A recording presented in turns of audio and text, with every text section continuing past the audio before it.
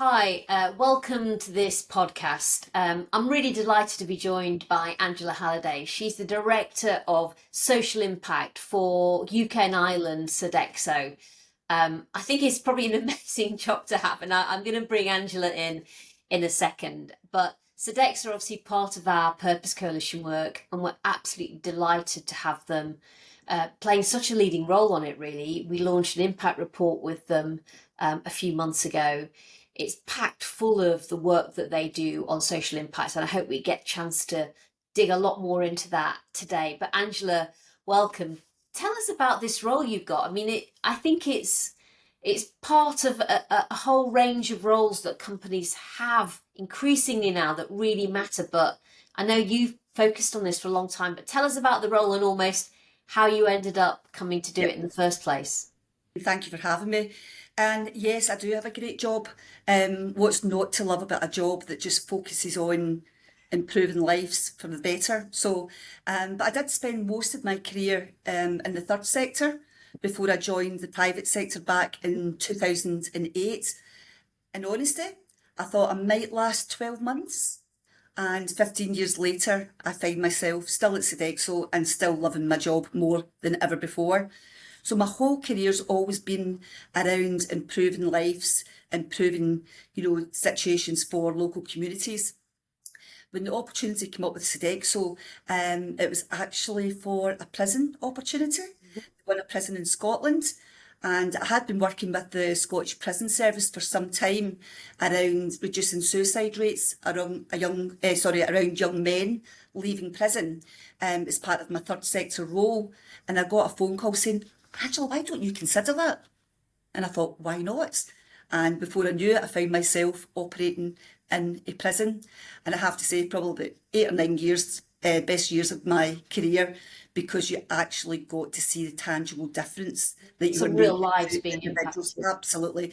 And not just those in our care, but for their families Mhm. and the wider community. So it really put fire in my belly, I have to say. So I did that for about 8 or 9 years in Scotland.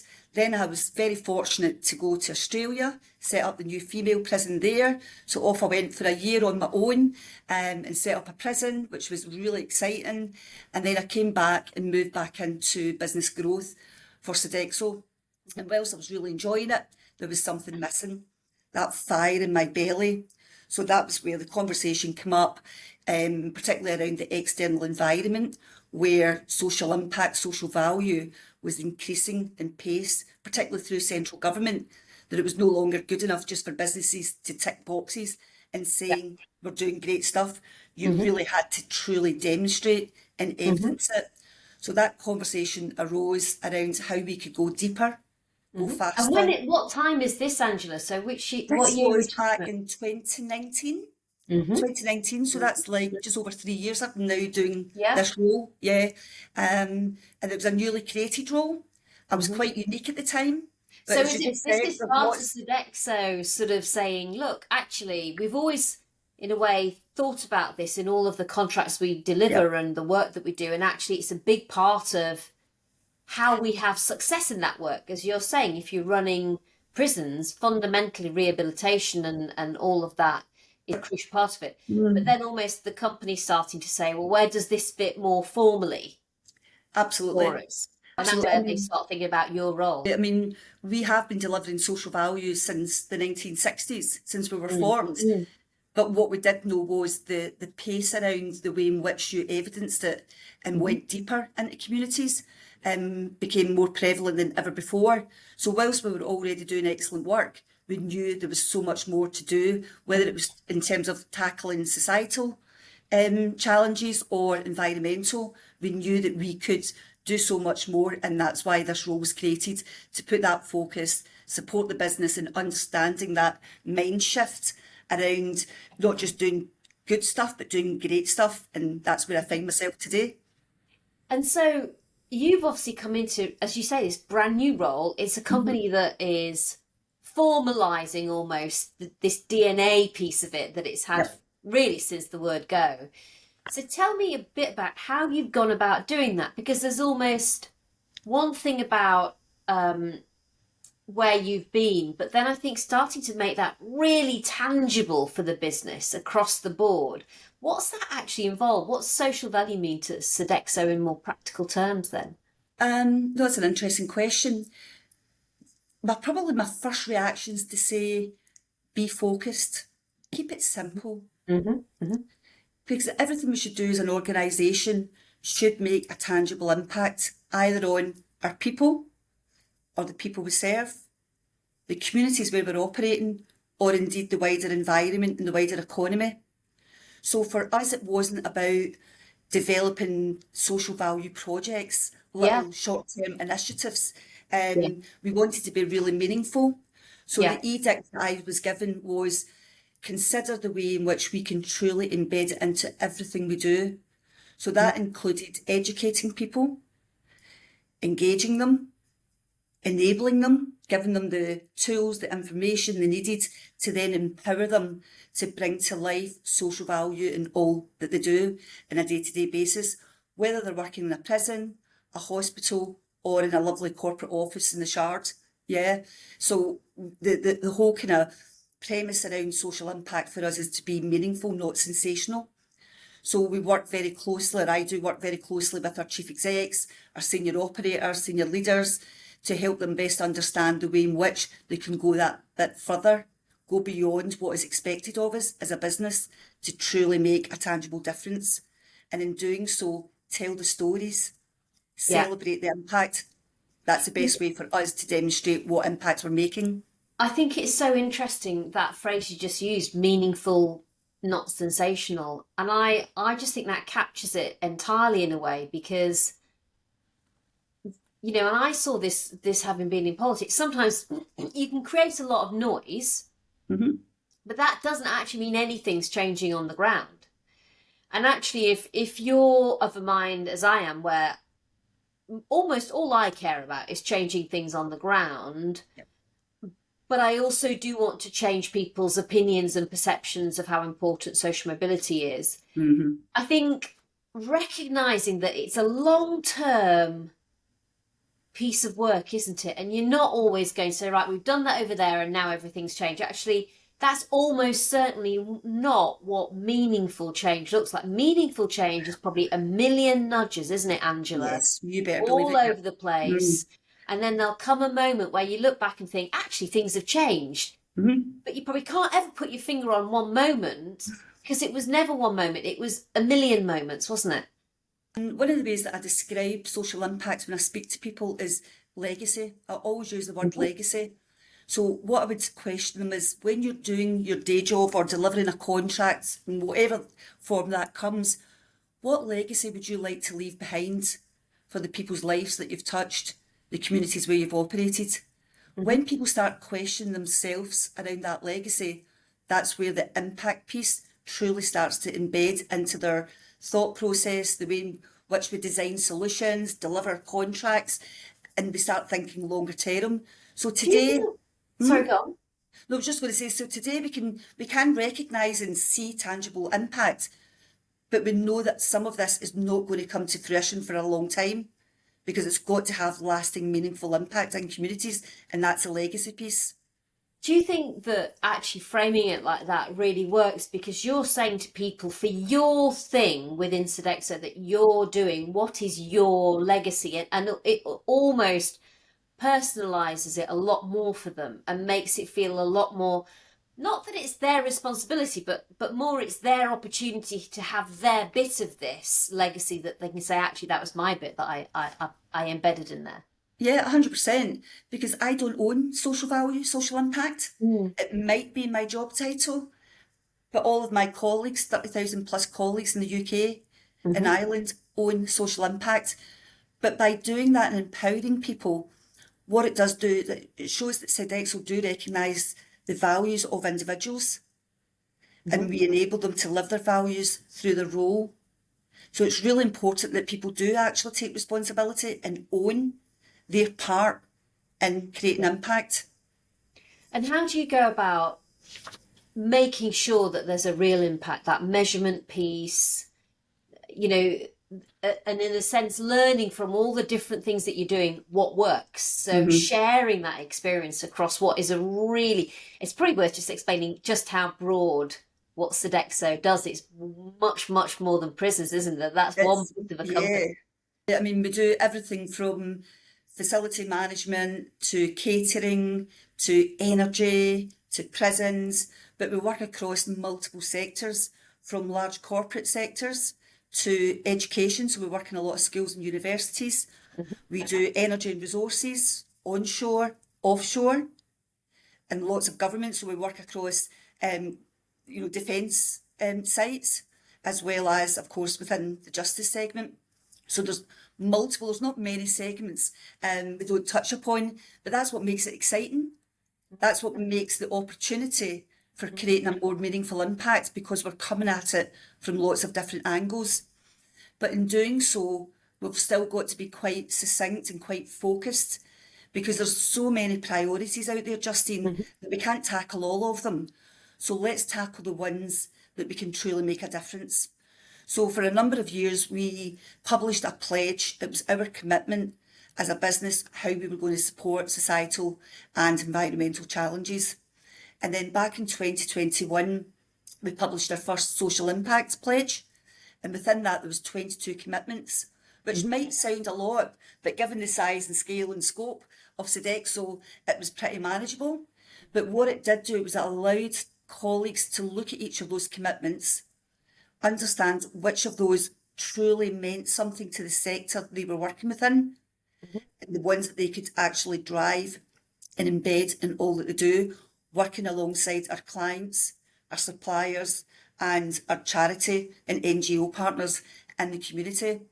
So the way in which we put the pledge and the commitments out, we kept it pretty simple. I'm a great believer that less is more, yeah. And if people can see, you can't eat an elephant in one sitting. So if they No. can see it's achievable, then people are more likely to get on board. If you overcomplicate it, they'll run for the hills. So what we tend to do in terms of measurement is we use a range of different ways of doing that, and we balance the quantitative with the qualitative.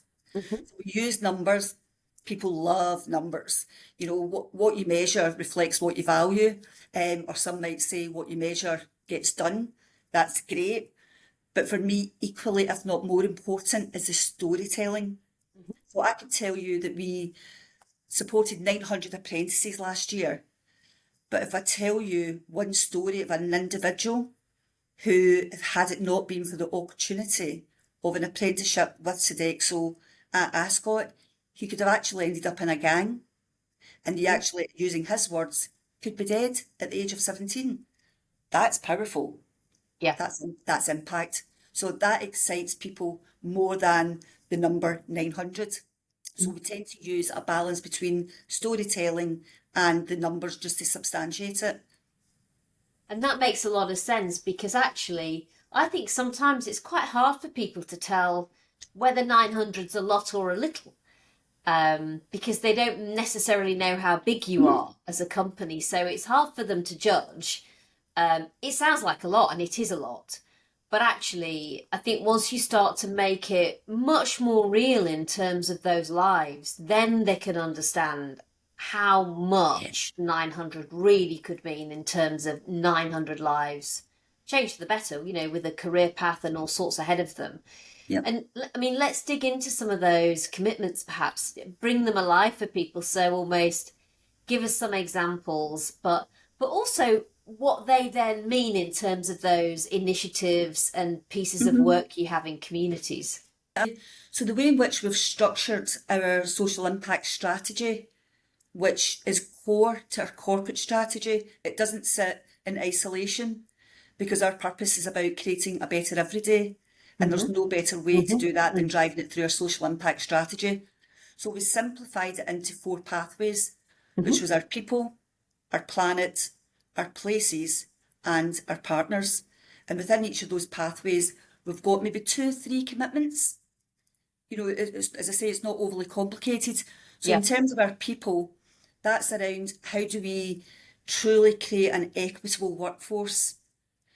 So not just whilst people are in a job with Sodexo, but how do we dive deep into communities and create opportunities for individuals that potentially could fall through the cracks? So this could be veterans, it could be homeless people, ex-offenders, long-term unemployed. What we're trying to do is get right into the communities and create opportunities and give people that second or first chance, who knows. So within our people, we very much focus around diversifying our workforce and creating equity. And the wraparound for that is about well-being, because the well-being of a human being is the most important thing. You can't even consider work unless someone is in a good place.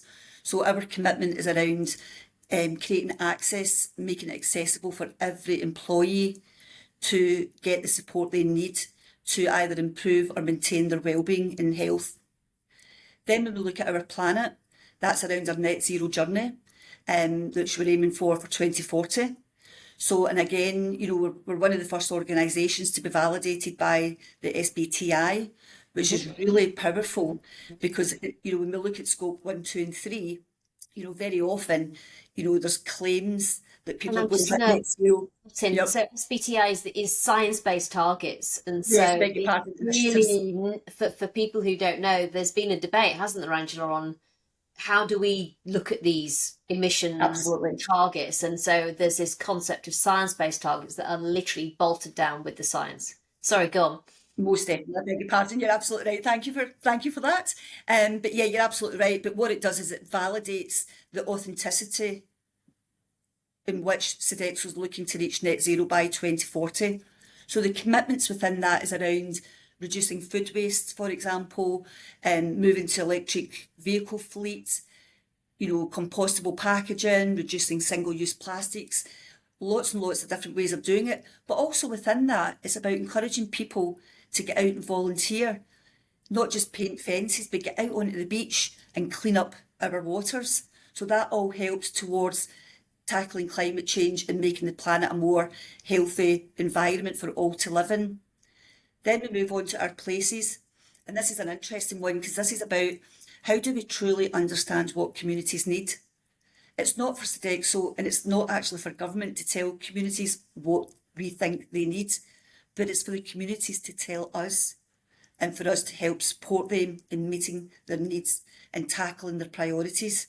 So as part of our philosophy in Sodexo, when we're developing solutions for clients, what we'll also do is try and understand the demographics, the true needs of the community where we're going to be operating, and then we develop and tailor our approach to make sure that whatever services we're delivering, we're working alongside our clients to make sure there's wider benefits for the local community.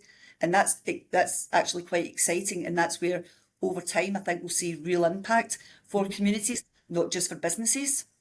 And then last but certainly by no means least is our partners. And that's around how we work with our supply chain, who we call partners with purpose. So our suppliers, we engage with them in such a way that we co-design our services to make sure that the products or services that we're procuring are sustainable and are making a social impact. And we will work with suppliers and support them. We just, whilst it's great to spend with local SMEs or VCSEs, we want to get beyond that. We appreciate that for some small businesses, and particularly charities, they're really struggling to, build capacity, compete in their marketplace. So we've got an obligation, we believe, to help support, create their capacity and competence. So we will provide pro bono mentoring and coaching to charities to help them not just survive, but thrive, because our success depends on their success, because they're so important to our ecosystem as a business. So we do that through our partners and make commitments to providing mentoring and coaching for small charities or our supply chain. And just in terms, so some people listening to this might think, crikey, that this all sounds really complicated and sort of hard to deliver on the ground. And yet clearly for Sodexo, it's really core to how you want your business to run. So tell us a little bit about why it matters to you. You talked about that ecosystem and having that breadth of choice in it. Just explain that a little bit more for why in the end actually this makes for a much better business for Sodexo, full stop. Well, there's a number of ways in which you can measure why it's critical. It's not actually just a nice to do. It's critical for any business to succeed.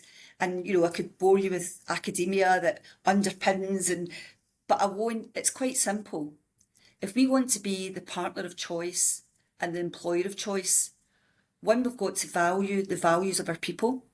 We've got to give them the opportunity to grow and sustain their employment and maybe move on if that's actually what they want longer term. But we've got to help support them through that journey. And the more diverse the workforce we've got, the more enriched that working environment is. So we're more likely to attract people into Sodexo, and we're more likely to keep people in Sodexo. And when you've got happy employees, they're far more productive, performance levels go up, which again helps support the growth of the business. And then from a partner of choice perspective, clients and actually members of the public want private businesses, particularly like Sodexo, who are contracting with government to best spend public taxpayers' money. So we want to do that in the most ethical way that we possibly can. We want to make sure that when we're spending government money, taxpayers' money, that they're actually getting a return on that investment. And that return is around wider benefits that the community desires. And that was actually when Pierre Bellon set up Sodexo way back in 1966. He talked about delivering food services, but he wanted to do it by improving quality of life whilst delivering wider social, economic and environmental benefits, social impact. And here we are, 55 years or so later, very much bringing that to life. And I think by having that philosophy, but actually delivering it on the ground, that's where partners will be more, inclined to work with us, and people will be more inclined to choose us as an employer.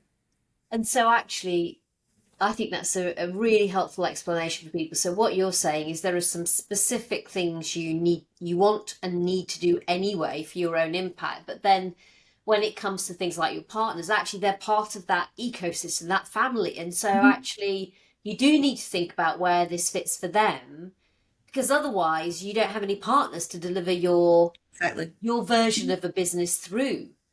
And so actually you do need to have all those touch points, but in the same way, the more you do that, the more impact you have, which is what you want to do as well. So actually it's this double benefit in a sense, because it means you can, as it were, maintain this integrity of what the business stands for, but actually in doing so achieve even more anyway than you would do if it was just you working on your own, which is, I think that's fascinating as an insight.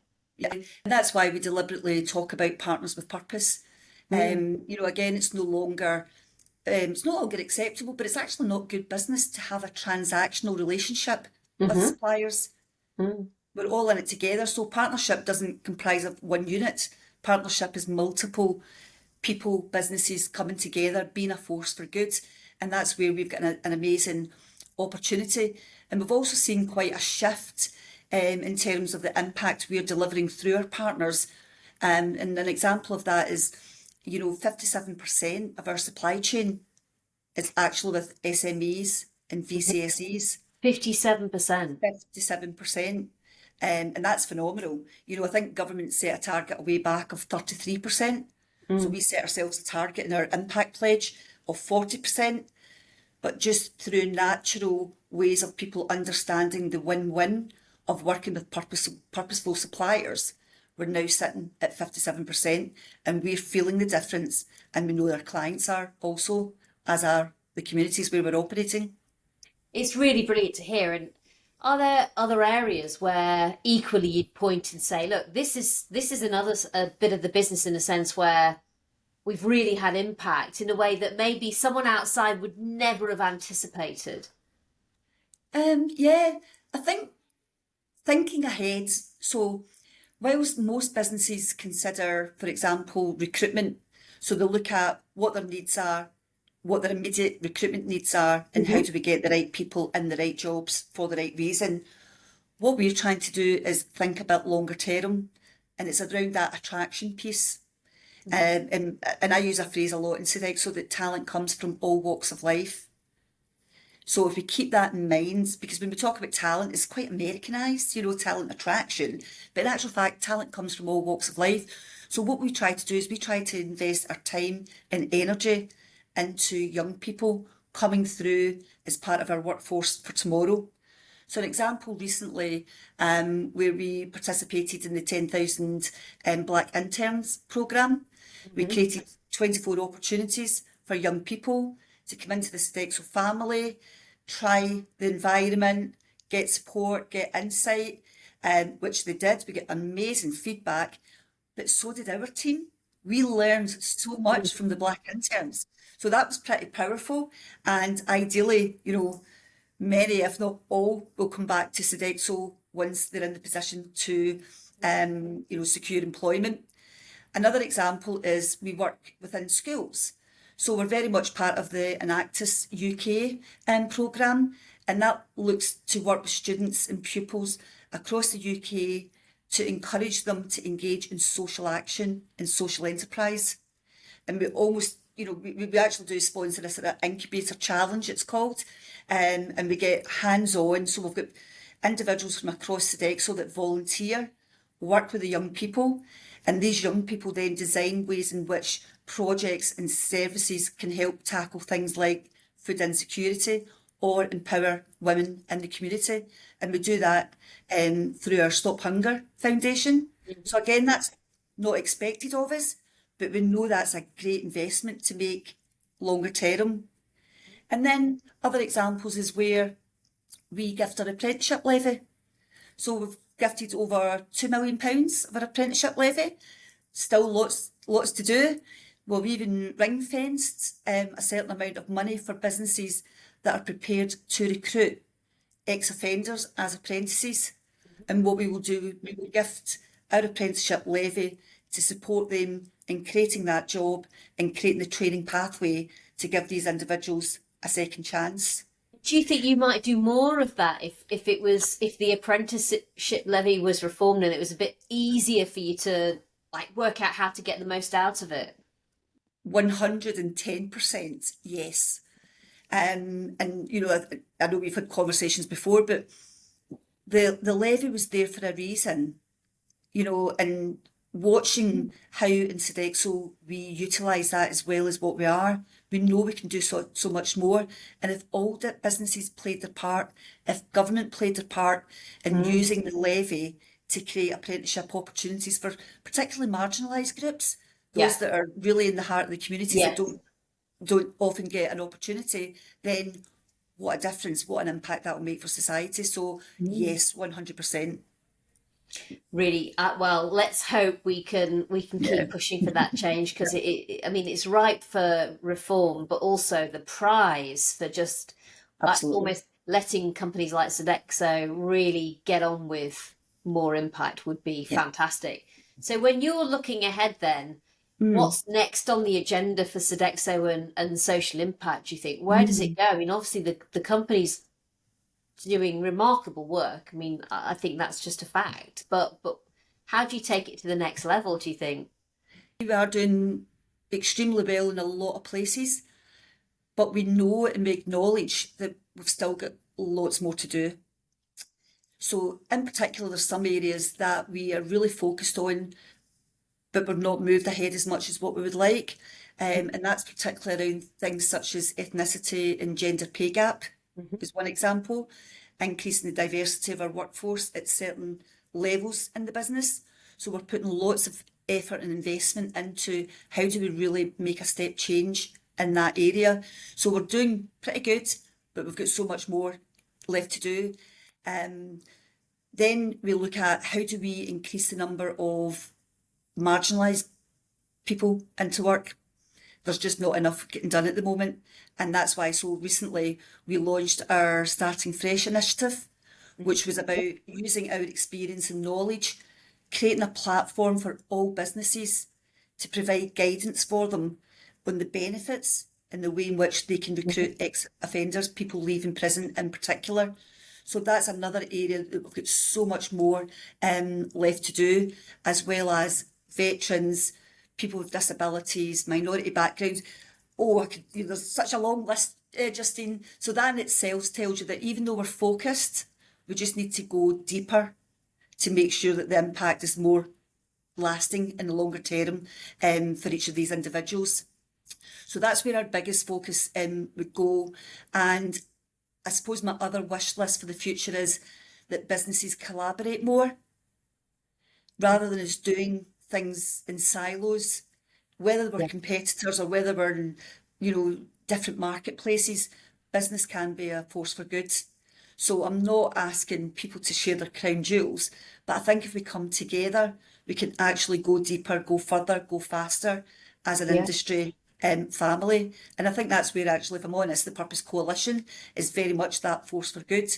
And we're already starting to see some of the traction by working with each of the members with some of the key themes that we've been looking at around levelling up, social mobility, and of course social value.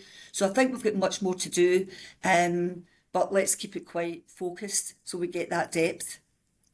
I think it's really interesting because what I've seen on the Purpose Coalition is when we first set it up, we were in the middle of COVID and we literally physically couldn't get people together. So we had all these fantastic leaders, people like Sean Haley, Chief Exec of Sodexo for UK and Ireland, and we were doing stuff online with them. But actually, what's happened, I would say, particularly in the last year, we've really started to get people together physically. And so we're seeing the beginning of those relationships starting to form because of the first 2 or 3 times people meet one another, maybe they're just getting to know one another. But we did an event very recently, and it was the first time I really saw people gelling, actually, in the way that I'd hoped they might, because the original thing I had in my mind was I'd meet all of you fantastic people. I'd be like, wouldn't it be amazing if I got Angela in a room with Sarita from Virgin Money, and I wonder what would happen, or Linda from Lynn, and Yeah. so you're starting to think, actually, these people individually are having huge impact. Bring them together. What might they do? And actually, that was my view was putting you together was when you'd really get some fantastic innovation happening. And so I think we're at the beginning of that now, Yeah. hopefully with the Purpose Coalition. And we've just got to, as you say, make sure that we really focus. Andrew, it's inspiring talking to you. And I'm sure people watching this will think, I would love to be doing a job Yeah. and a role like that. So if you're inspiring people on things like social impact, you obviously had your own route into doing this kind of role. What advice do you think you'd give people thinking about this sort of a career in business, wanting to really be in business, making it a force for good? So I would say my advice is only do it if it truly puts that fire in your belly. Not because it's seen as the next big thing around impact and everyone's talking about it, but just do it because you truly, truly believe in it. You can only do this role, I believe, if you're authentic about wanting to make a difference and you believe in the purpose of your organisation or the organisation you're choosing to work for. So always make sure that your purpose and your values are aligned with the organisation that you're working with. And that way you will make such a difference. You will create that impact. Because if it's seen just as another job, just to do stuff, then it flicks us back to the 1980s corporate responsibility days where we just tick boxes and it was governance. We have, as individuals, as industry, as government bodies, got the best opportunity today, but for tomorrow, to make a real difference and really shift society and the environmental challenges that our planet's facing. And this type of role puts you right at the heart of that. I'd love to say that I make the magic happen. I don't. I'm very fortunate to work with so many inspiring colleagues that, like me, share that vision, share similar values in terms of wanting to create a better every day. So yeah, I've got a fantastic job, I have to say so, and I highly recommend it if it's for you. I think that's great advice. And I guess my other observation from having done all of this work is sometimes the companies that are the most brilliant on social mobility won't be the ones that you expect. They won't necessarily be a company that you've come across before. And so you sort of have to really look to find them. And they may be in a sector that you've thought, oh, Yeah. I'm not sure I'd ever Hmm. particularly had that in mind to work. But it doesn't matter in a way, because actually, for a company like Sodexo, what you really bring to the table for someone in a career is a breadth of impact. Yeah. And that's not just social impact, that's also career. Yes. And so for someone starting off, that actually is exactly what they need Hmm. for their next step and next journey. And if they can blend that breadth of opportunity and do it though in a company that has huge social impact and shares their values, and that is just a double win, really, Yes. in terms of setting off on your next career. And I think, I guess the final learning for me from listening to what you say and the fact that this is embedded across Sodexo is every role in Sodexo has social impact. That's the whole point. Yes. And so it may not be a question necessarily of simply saying, I want to do social impact and therefore I want one of these roles.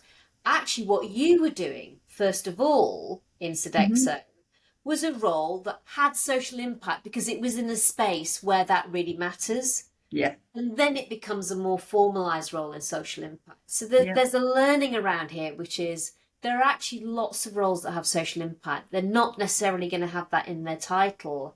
And that's what you really almost, if you're setting off on your career, need to be conscious of. And obviously, we're Yeah. doing a lot of work to make sure we help people connect up with some Yeah. really brilliant purpose driven companies like Yeah. Sodexo. Angela, I think we Absolutely. better let you go.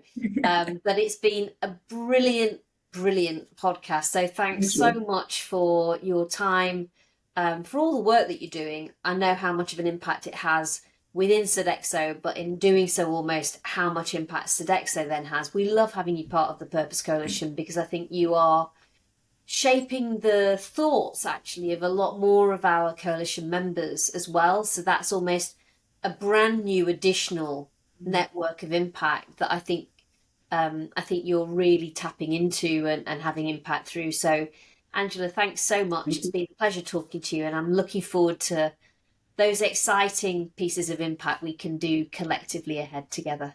Likewise. Thank you. Take care, Justine. Thank you.